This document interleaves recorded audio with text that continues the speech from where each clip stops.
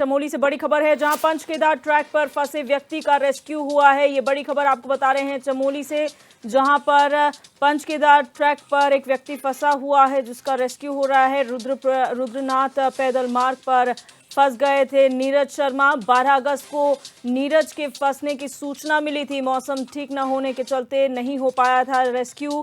आज सुबह 6 बजे हेली से नीरज का रेस्क्यू किया गया। रेस्क्यू कर नीरज को एम्स ऋषिकेश भेजा गया है।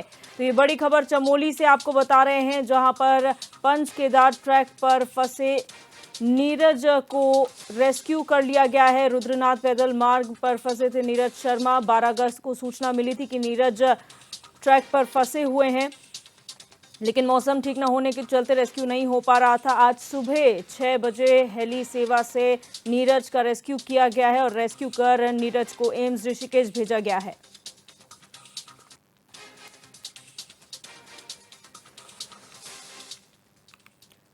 उत्तराखंड बीजेपी के प्रदेश प्रभारी और राष्ट्रीय महामंत्री दुष्यंत गौतम ने सीएम धामी के कार्यों की सराहना की है। उन्होंने कहा कि सीएम धामी हर चुनौतियों पर खरे उतरते रहे हैं। हाल ही में कावड़ यात्रा को बेहतर रूप से संचालित किया गया। चाक चौबंद व्यवस्था के बीच कावड़िए जल लेकर गए और व्यवस्था भी सुचारू रूप से चलती रही।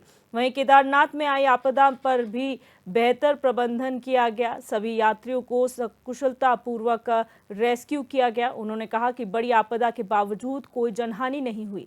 उधर पीएम मोदी ने भी समय पर हेलीकॉप्टर और जरूरी संसाधन उपलब्ध कराए, जिससे आपदा से निपटने में मदद मिली। आगे दुष्यंत कुमार गौतम ने कहा कि उत्तराखंड में कैबिनेट विस्तार को लेकर होमवर्क पूरा हो चुका है। शीर्ष नेतृत्व की हरी झंडी के बाद जल्द इस संदर्भ में कार्रवाई की जाएगी।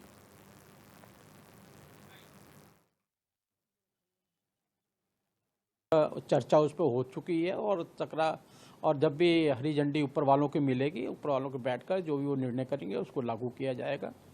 सरकार बहुत बढ़िया चल रही है, अच्छी चल रही है, मजबूती से चल रही है। धामी जी के नेतृत्व के अंदर जो भी चुनौतियां हमारे सामने मिल रही है, अभी कावड़ सेवा के अंदर आपने देखा होगा किस प्रकार से प्यार और स्नेह से कावड़ वहाँ से होकर गई हैं, गंगा जल लेके लोग गए हैं। आपने अभी देखा होगा जिस प्रकार से वहाँ पर प्राकृतिक आपदा है उसमें लगातार सरकार लगी रही है। सरकार ने कैजुअलिटी कम से कम हुई है, इसका बहुत अच्छा प्रयास किया है।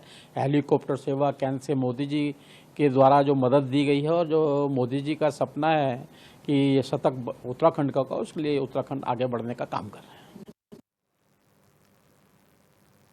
उत्तराखंड में अब कई राजनीतिक दल प्रदेश की सत्ता में अपनी भागीदारी के लिए जमीनी संघर्ष पर उतर चुके हैं। डोईवाला में भी राष्ट्रीय लोक दल के राष्ट्रीय संगठन मंत्री त्रिलोक त्यागी ने एक सभा को संबोधित किया। उन्होंने कहा कि उत्तराखंड के किसानों, महिलाओं और नौजवानों के हक अधिकारों के लिए राष्ट्रीय लोक दल सड़कों पर उतरकर संघर्ष करेगा। उन्होंने आगे कहा कि केंद्र की एनडीए सरकार को हमारा समर्थन है। उत्तराखंड के आगामी नगर निकाय और लोकसभा चुनाव में आरएलडी जनता के बीच जाएगी।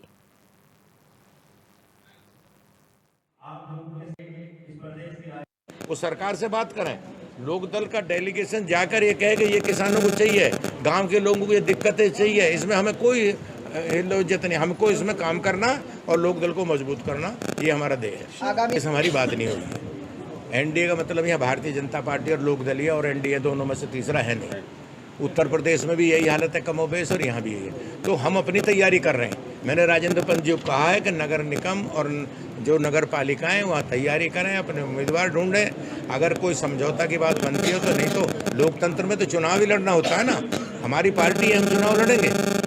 हम चुनाव की तैयारी, राजनीतिक दल राज करने के लिए होता। हमको साधु समाज के मेंबर थोड़ी है कि नगर पालिका में हम बैठे रह जाएंगे। हम नगर पालिका भी लड़ेंगे, विधानसभा भी लड़ेंगे और 27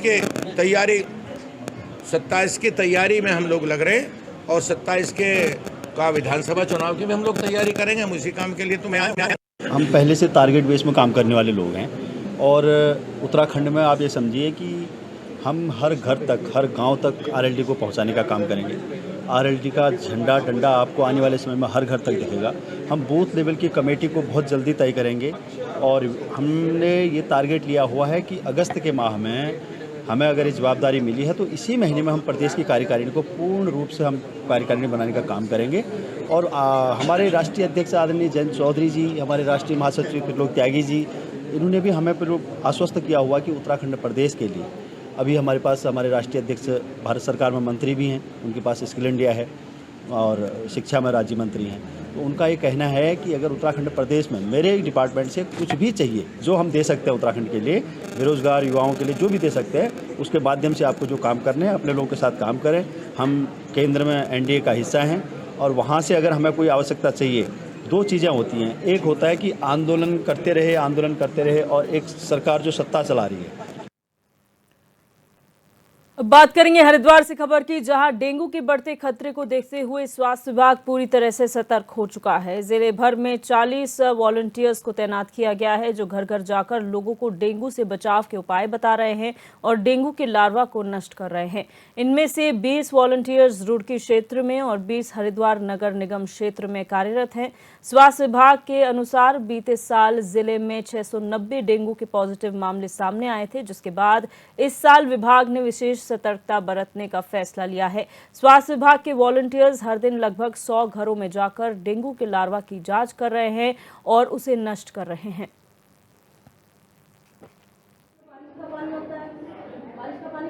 हमारे 690 एलाइजा पॉजिटिव टेस्ट आए थे, मतलब 690 लोगों पे डेंगू हमारा वो हुआ था।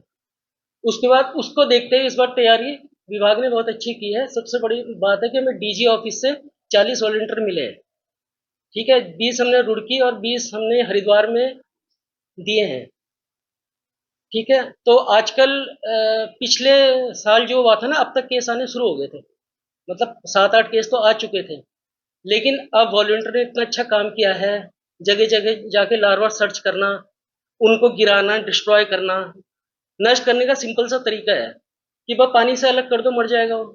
लोगों को जा जाके जागरूक कर रहे हैं, उसकी बदौलत अभी तक हम पे कोई केस रिपोर्ट नहीं हुआ है।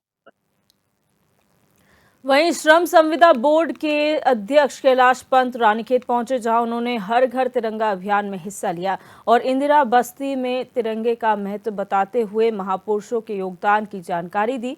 कार्यक्रम के दौरान लोगों को तिरंगे भी वितरित किए गए। वहीं इस कार्यक्रम से पहले कैलाश पंत ने एक पेड़ मां के नाम कार्यक्रम के तहत पौधारोपण भी किया।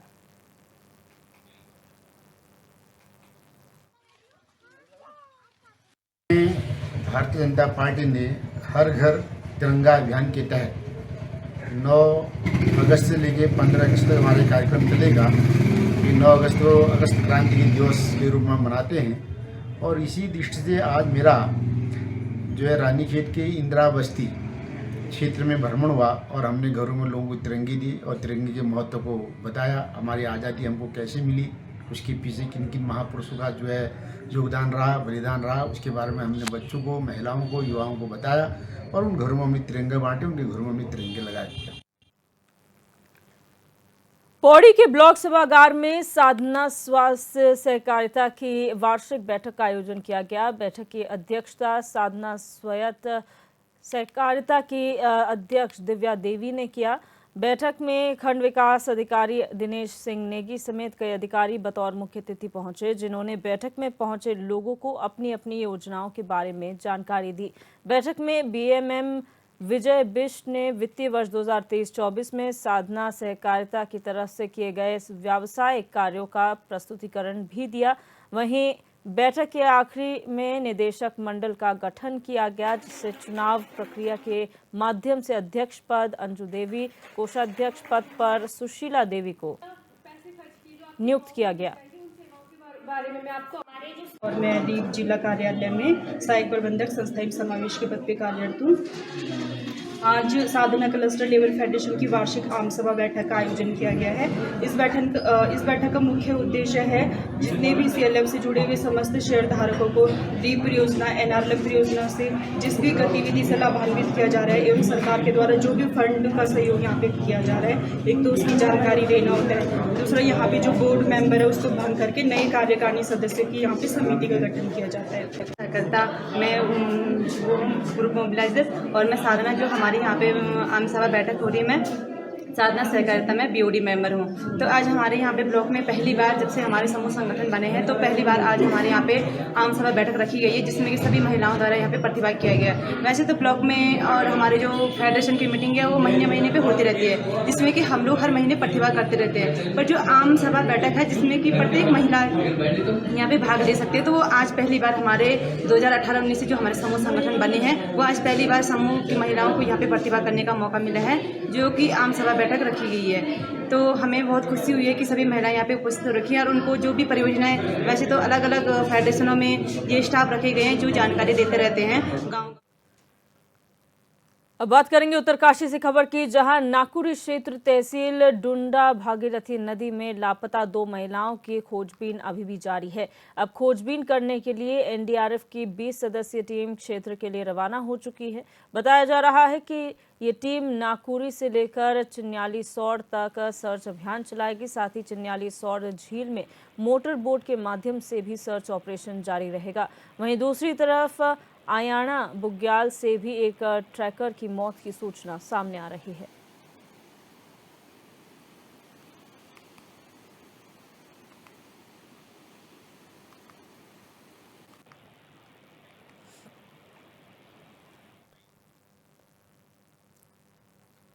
मौसम विभाग ने उत्तराखंड के 9 जिलों में भारी बारिश की चेतावनी जारी की है। इसके साथ ही 14 से 18 अगस्त तक भी राज्य भर में हल्की से मध्यम बारिश होने के आसार हैं।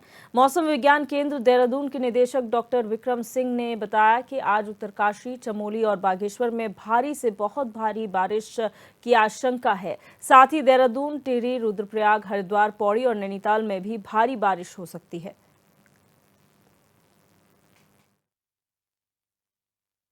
बढ़ेगी 13 तारीख को। तो 13 तारीख को आप देखेंगे कि जो अंदर के हमारे डिस्ट्रिक्ट है, उत्तरकाशी, चमोली और बागेश्वर, इनमें भारी से बहुत भारी बारिश की संभावना है। और जो बाकी गढ़वाल के डिस्ट्रिक्ट बच रहे हैं, जिसमें कि रुद्रप्रयाग है, टेरी है, पौड़ी है, इधर देहरादून है या हरिद्वार भी है, तो इनमें भी भारी वर्षा जो है, इक्का दुक्का जगहों में इनमें भी भारी वर्षा रहेगी। कुमाऊं रीजन को और डिस्ट्रिक्ट में बात करें तो नैनीताल में संभावना है कि वहां पे भी एक आध स्टेशन भारी वर्षा उसमें आ सकती है। तो इस तरह की स्थिति है। मानसून थोड़ा एक्टिव रहेगा, खासकर गढ़वाल रीजन की अगर मैं बात करूं तो एक्टिव मानसून वहां रहना चाहिए। कुमाऊं लोअर कुमाऊं रीजन में थोड़ी कम एक्टिविटी है, लेकिन फिर भी जैसे नैनीताल मैंने बोला उसमें ठीक ठाक एक्टिविटी मिलेगी। एक आध हो सकता है वहां पर भी हैवी रेंज तक जाएगी। उसके बाद जब आप आगे जाते हैं 14, 15, 16 में, तो थोड़ी एक्टिविटी कम तो हो रही है, लेकिन ये आप कह सकते हैं कि सामान्य के आसपास जो बारिश है वो आगे भी मिलती रहेगी। और एका दुक्का डिस्ट्रिक्ट है, जैसे देहरादून है या बागेश्वर है, नैनीताल है, तो इनमें संभावना कि एक आध स्टेशन जो है हैवी रेंज को उसमें भी मिल जाएंगे 14, 15, 16 के कर बाद। बढ़ते हैं आगे। मसूरी नगर पालिका सभागार में कूड़ा निस्तारण को लेकर कार्यशाला का आयोजन किया गया, जिसमें मसूरी के कई स्कूलों के साथ ही होटल व्यवसायियों और व्यापार मंडल के पदाधिकारियों ने हिस्सा लिया। कार्यशाला के दौरान नगर पालिका परिषद मसूरी की ओर से संचालित MRF सेंटर में कूड़ा निस्तारण को लेकर कई जानकारियां साझा की गई। वहीं उपजिलाधिकारी डॉक्टर दीपक सैनी ने मौके पर मौजूद प्रतिनिधियों से शहर को स्वच्छ रखने की अपील की और नगर पालिका को सहयोग करने के साथ ही स्वच्छ सर्वेक्षण 2024 में मसूरी शहर को प्रथम स्थान पर लाने के लिए आह्वान किया। ये मेनली एस्टैब्लिश किया 8 टन। उसी क्रम में आगे बढ़ते हुए जो हमारा सैनिटरी वेस्ट है और बायोमेडिकल वेस्ट है, जिसके डिस्पोजल के लिए भारत सरकार ने जो गाइडलाइंस दे रखी हैं, उनके अनुसार उनकी गाइडलाइंस का अनुपालन कराना के लिए आज एक बैठक की गई थी दोबारा से। उसमें बल्क वेस्ट जनरेटर्स भी बुलाए गए थे। जो हमारे जितने भी मसूरी के संस्थान हैं, स्कूल्स हैं, ट्रेडर एसोसिएशंस हैं, उन सबको भी आमंत्रित किया गया था। सबके साथ में जो है वो गाइडलाइंस जो साझा की गई हैं, ताकि हमारा जितना भी वेस्ट है उसका साइंटिफिक तरीके से निस्तारण किया जा सके। साथ ही साथ इस बैठक के माध्यम से और हमने अपना एक टोल फ्री नंबर हम एक शुरू करने जा रहे हैं मसूरी में, जिसमें हमारे टोल फ्री नंबर्स पे किसी के यहाँ पर यदि हमारी नगर पालिका की गाड़ी पहुंची ही नहीं है कूड़े को इकट्ठा करने के लिए, तो वो हमारा फ़ोन करके किसी भी समय बता सकते हैं शाम तक कि आप हमने यहाँ से कूड़ा जो है आज इकट्ठा नहीं किया गया है, तो हमारी गाड़ी वहाँ पर आएगी और हम वेस्ट कलेक्ट करके लेके जाएगी। यदि हमारी गाड़ी आई है और कोई व्यक्ति उस समय अपना जो भी उसने वेस्ट जनरेट किया है वो उसको नहीं दे पाया किसी कारणवश, तो भी वो कॉल करके उस टोल फ्री नंबर पे बता सकते हैं। उसमें नॉमिनल पेमेंट चार्जेस पे उसको नोटिफाई कर दिया जाएगा, जितने भी चार्जेस होंगे उतनी नॉमिनल कॉस्ट पे करके वो अपने यहाँ से कूड़े का उठान करवा सकते हैं। वक्त यहाँ चला एक छोटी सी ब्रेक का। जल्द ब्रेक के बाद आप सभी का एक बार फिर से स्वागत है। रुक करेंगे लखनऊ से खबर का, जहां मुख्यमंत्री योगी आदित्यनाथ ने यूपी SSSC के माध्यम से निष्पक्ष और पारदर्शी भर्ती प्रक्रिया के अंतर्गत चयनित 1036 युवाओं को नियुक्ति पत्र वितरित किए। इस मौके पर सीएम के साथ उप मुख्यमंत्री ब्रजेश पाठक और कैबिनेट मंत्री स्वतंत्र देव सिंह भी मौजूद रहे। कार्यक्रम को संबोधित करते हुए सीएम योगी ने पिछली सरकार पर जमकर निशाना साधा। सीएम ने कहा कि भर्ती प्रक्रिया अब पारदर्शी है। पहले की सरकार में चाचा भतीजे की होड़ लगी थी, लेकिन अब बिना किसी सिफारिश के नौकरी मिल रही है। सीएम ने आगे कहा कि पहले की सरकार में प्रदेश में दंगे होते थे, लोगों को नौकरी के लिए रिश्वत देनी पड़ती थी, ना बेटी सुरक्षित थी और ना ही व्यापारी, लेकिन अब बदलाव हुआ है। पिछले 7 वर्ष के अंदर प्रदेश सरकार ने जो कदम उठाए और डबल इंजन की सरकार प्रधानमंत्री मोदी जी के नेतृत्व और उनके मार्गदर्शन में जिस प्रकार की व्यवस्था को प्रदेश के अंदर लागू की है, आज उसके परिणाम देखने को मिल रहे हैं। ये वही प्रदेश था जहां पहले दंगे होते थे, कानून व्यवस्था की स्थिति बदहाल थी, न बेटी सुरक्षित थी, न व्यापारी सुरक्षित था, अराजकता का तांडव होता था। और यह तो प्रदेश के अंदर था, इसका दुष्परिणाम सर्वाधिक उठाना पड़ता था हमारे युवाओं को। जो नौकरी और रोजगार के लिए उत्तर प्रदेश के बाहर कहीं जाता था तो उसके सामने पहचान का संकट खड़ा होता था। पहचान का यह संकट खड़ा करने वाले वही लोग हैं जो आज विभिन्न नाम और रूपों के साथ फिर से, यानी कारनामे वही हैं लेकिन हुलिया बदल करके फिर से आपके सामने बहकाने के लिए आए हैं। मैं देख रहा था जब बालिका को मैं नियुक्ति पत्र दे रहा था तो उस बालिका के मुंह से निकला कि खटाखट ये है जो आज हमें नियुक्ति पत्र प्राप्त हो रहा है, वो नहीं जो अप्रैल मई के अंदर सुनने को मिल रहा था। अप्रैल और मई के अंदर भी आपने सुना होगा खटाखट क्या होता है। और उस समय 1-1 लाख रुपए के बॉन्ड पत्र भराए गए थे। 1 लाख रुपया है, न उससे मिलने वाला 8,500 रुपया है। और खटाखट वाले भी अपने पिकनिक मनाने के लिए फिर निकल चुके हैं देश के अंदर। उनका कहीं अता पता नहीं है, होगा भी नहीं। ये लोग आएंगे फिर वही, जब मौसम आएगा तो फिर अपने मौसम के अनुसार फिर समाज को विभाजित करने के लिए, अराजकता फैलाने के लिए, धोखे से लॉटरी अगर कभी लग गई तो फिर प्रदेश को नोचने के लिए। आज मैं कह सकता हूं उत्तर प्रदेश के सामने पहचान का संकट नहीं है, कोई पहचान का संकट नहीं है। उत्तर प्रदेश की टीम ने जो कार्य किया है और डबल इंजन सरकार का जो लाभ उत्तर प्रदेश को प्राप्त हुआ है, आज उसका परिणाम है कि उत्तर प्रदेश जो 2017 तक देश की 6ठी-7वीं अर्थव्यवस्था थी, आज नंबर 2 की अर्थव्यवस्था बन चुकी है और देश के किसी भी राज्य की तुलना में सबसे अच्छी आर्थिक प्रगति करने वाला, इकोनॉमिक ग्रोथ के रूप में सबसे अच्छी ग्रोथ के रूप में जो राज्य आज के दिन पे आगे बढ़ रहा है वो उत्तर प्रदेश है। प्रधानमंत्री मोदी जी के संकल्पों को आगे बढ़ाने के लिए प्रतिबद्ध दिखाई देता हुआ उत्तर प्रदेश है। युवाओं के लिए, किसानों के लिए, महिलाओं के लिए, गरीबों के लिए योजनाओं को प्रभावी ढंग से जमीनी धरातल पर उतारने के लिए किए जाने वाले रिफॉर्म में अग्रणी उत्तर प्रदेश है। और उत्तर प्रदेश के युवा के सामने, उत्तर प्रदेश के नागरिकों के सामने आज के दिन पे कोई पहचान का संकट भी नहीं है। आज तो आप देश के अंदर कहीं जाएंगे तो कहीं भी जाते हैं तो आपके सामने अब पहचान का संकट नहीं होता। लोग आपको शक की निगाहों से नहीं देखते, बल्कि 7 वर्ष में ये तस्वीर बदली जा सकती है।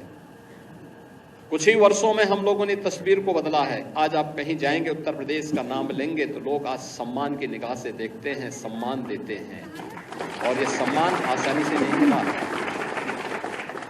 इसके लिए प्रयास करने पड़े। उत्तर प्रदेश शासन और प्रशासन की टीम को उत्तर प्रदेश की जनता जनार्दन के साथ मिलकर के, और मैं धन्यवाद दूंगा उत्तर प्रदेश की जनता को कि उन्होंने विश्वास करके बराबर अपना आशीर्वाद दिया, और उसका परिणाम क्या रहा कि हम लोग कठोर से कठोर निर्णय भी लेते रहे। जनता का समर्थन था, सहयोग था, क्योंकि हमें उत्तर प्रदेश की पहचान को बनाना था, और उस पहचान को आज जिस स्तर पर हम उठा करके लेके गए हैं, आज उसी का परिणाम है कि देश के अंदर आपको सम्मान मिला। अब बात करेंगे ग्रेटर नोएडा से खबर की, जहां 142 थाना क्षेत्र में एक परिवार को हथियारों के बल पर 7 से 8 बदमाशों ने बंधक बनाया और घर से रुपए, जेवर समेत अन्य चीजें लेकर फरार हो गए। बताया गया कि बदमाशों ने बेटे के मुंह में पिस्टल लगाकर सबको धमकाया भी था। वहीं सूचना पर पहुंची पुलिस ने घटनास्थल का जायजा लिया और सीसीटीवी की मदद से मामले की जांच पड़ताल शुरू कर दी। ऊपर बताओ क्या टाइम ये सो रही थी, बताओ। दिनांक 11 अगस्त को बादी द्वारा थाना 142 पर सूचना दी गई कि देर रात को उसके घर में कुछ अज्ञात बदमाश घुस आए और तमंचे के बल पर उसके घर से 3 लाख रुपए की नकदी, पत्नी के सोने के कुंडल, चांदी की पायल, माता के जी के पीतल के कंगन आदि ले गए हैं। इस संदर्भ में जो वादी द्वारा लूटपाट की तहरीर दी गई, तत्काल सुसंगत धाराओं में अभियोग पंजीकृत किया गया है। इसमें 5 टीमों का गठन किया गया है। इस संदर्भ में कुछ महत्वपूर्ण सुराग मिले हैं। शीघ्र ही घटना का सफलनामा किया जाएगा। वहीं बांदा जिले में अधिकारियों, कर्मचारियों और एनसीसी के छात्रों ने हर घर तिरंगा अभियान के तहत तिरंगा यात्रा निकाली। तिरंगा यात्रा विद्यालयों से होते हुए जिलाधिकारी कार्यालय पर खत्म हुई। वहीं जिलाधिकारी ने बताया कि आज से लेकर 15 अगस्त तक यात्रा का आयोजन किया जाएगा, जिसके तहत मैराथन दौड़ और सांस्कृतिक कार्यक्रमों का भी आयोजन होगा।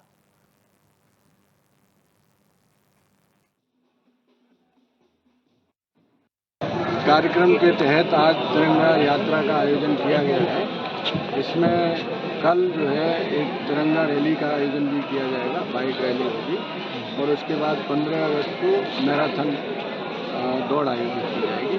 तो विभिन्न प्रकार के कार्यक्रम हैं जो लगातार आयोजित होंगे, और एक दिन जो है सांस्कृतिक कार्यक्रम भी आयोजित किए जाएंगे।